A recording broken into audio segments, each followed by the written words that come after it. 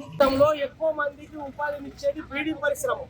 ఈ బీడీ పరిశ్రమ మీద వ్యవసాయం తర్వాత ఎక్కువ మందికి ఉపాధినిస్తున్నది. వీళ్లకు ప్రభుత్వం ఆదుకోవడానికి అంటే కేంద్ర ప్రభుత్వ ఆంక్షల వల్ల బీడీ పరిశ్రమ రోజు రోజుకు నిర్వీర్యమై తగ్గిపోయి 8 రోజులు 9 రోజులు మాత్రమే నడుస్తుంది.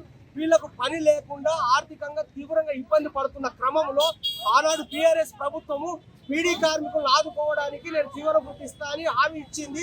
1000 రూపాయలు మాత్రం ఇచ్చింది. 2018లో 2016 రూపాయలు ఇచ్చిండ్రు. కానీ రేవంత్ రెడ్డి సర్కారు ఎలక్షన్ ముందు 6 గ్యారెంటీలలో బీడీ కార్మికులను ఆదుకోవడానికి చేయూత పథకం ద్వారా నేను 4000 రూపాయలు ఇస్తామని చెప్పేసి హామీ ఇచ్చిండు.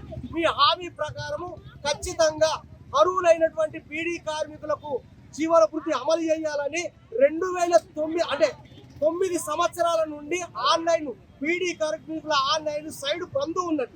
దాన్ని ఓపెన్ చేసి అర్హులైనటువంటి బీడీ కార్మికులందరికీ మీరు జీవన భృతి అమలు చేయాలని, లేకపోతే స్థానిక సంస్థలో జరిగేటటువంటి ఎన్నికలలో మీరు నిరాశ చెందుతారు, మీకు తగిన మూల్యం చెల్లించే పరిస్థితి ఏర్పడుతుంది. కాబట్టి మీరందరూ జీవన భృతి వెంటనే అమలు చేయాలని రాష్ట్ర ప్రభుత్వాన్ని డిమాండ్ చేస్తా ఉన్నాం.